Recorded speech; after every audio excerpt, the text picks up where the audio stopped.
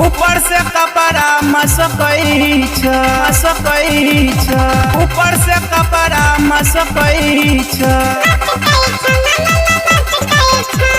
Mithila recording studio Ludhiana. आप सुन रहे हैं पवन बिहारी को। भेगे जाय छत पर चौड़ी कजरा लगाई के वटवा पे लाल की लिपस्टिक सजाई के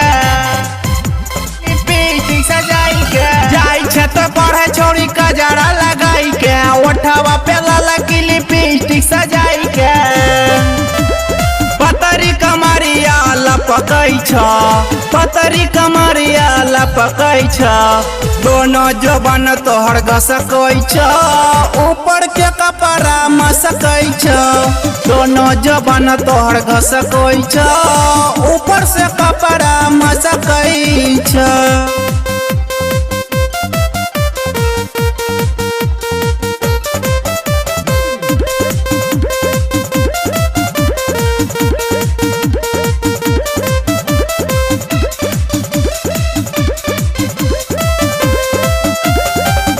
गाल गोर गोर लागो सेब कश्मीरी गे डोरी के डिजाइन देखी काटो हमरा कीरी गे।